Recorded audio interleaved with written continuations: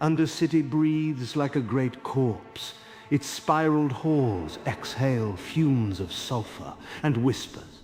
It is the crucible of the Forsaken, where ruin is given purpose, and shadows are forged into instruments of inevitability.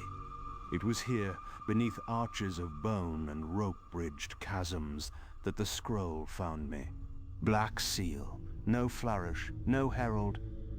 It did not need one. The Uncrowned had asked, not ordered. They, like all who deal in whispers, understand what it means when I am stirred. Their message suggested capture, alive, as if a being sustained by luck and stolen time could merit such indulgence. Requests such as these are quaint. When I am summoned, it is not to chain, nor to parley. It is because the infection has grown past remedy. I do not deal in imprisonment. I deliver cessation, the unmaking of momentum, the silencing not only of flesh, but of every echo that follows it.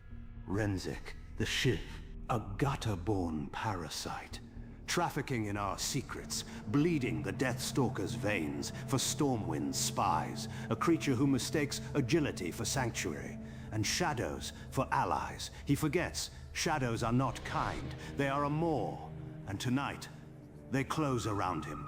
Menet Karkard awaited me, in the chamber that stinks of poisons and sharpened steel. The master of Deathstalkers, a man with a gift I have long acknowledged. The instinct to find the faintest ember of lethality in another and fan it into a conflagration that burns entire kingdoms. He too knows better than to greet me with ceremony. A single blackened map slid across a scarred table tells me all I need. The paths into Stormwind. Isai 7's watch. Renzik's last scent, scrawled in red across parchment like a wound. Menet's Rabs cuts the air. The Uncrowned ask that he be taken alive.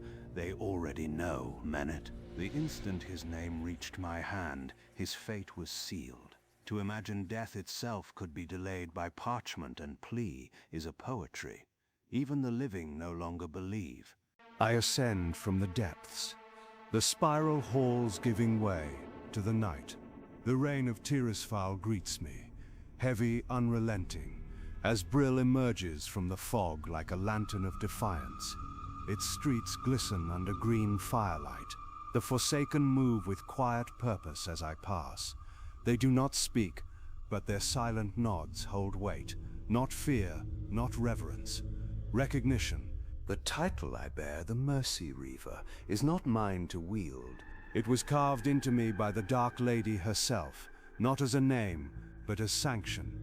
It is the word by which I move freely through the Horde's shadows, unchallenged, unbound, a verdict in motion. Beyond Brill's gates, Nexharo waits. The skeletal warhorse stands motionless beneath the lanterns. Its horned skull steams in the rain, draped in banners of rust dark red and black that cling to its frame like strips of shadow. It breathes no air, needs no rest, and yet each strike of its hooves sends a tremor through the sodden stones, as though the very earth recoils from what carries me.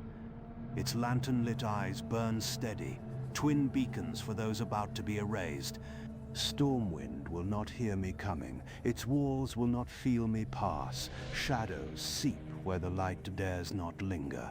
And I am the shadow that remains when the last flame dies. I do not ride for coin. I do not ride for mercy.